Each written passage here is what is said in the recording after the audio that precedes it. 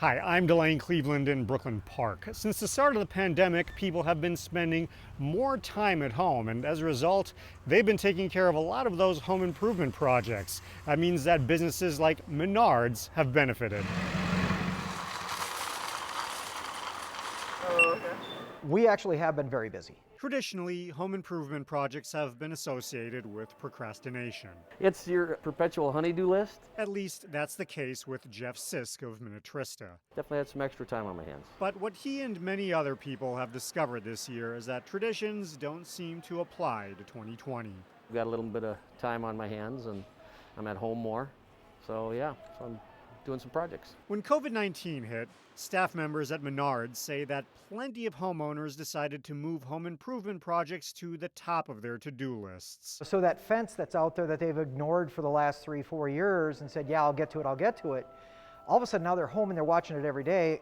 All of a sudden it becomes a high priority. Not only did it become a high priority, General Manager Craig Carson says that many people decided to tackle these projects on their own. We've got tutorials on menards.com. Are they watching those and saying, you know what, I can do that?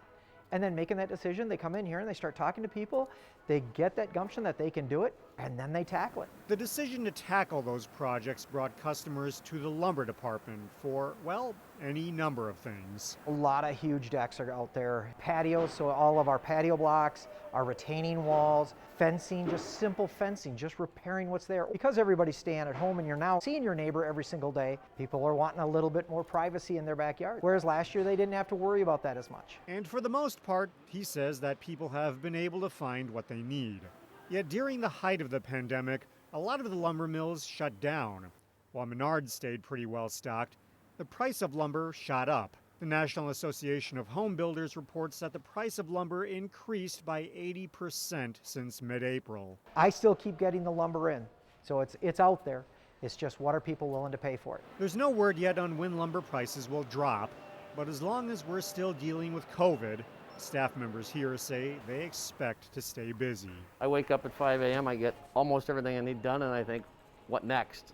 As people continue to channel their inner do-it-yourself mentality. And the satisfaction of doing it ourselves is huge. In Brooklyn Park, Delane Cleveland, CCX News. Find more local news stories at ccxmedia.org and follow us on social media.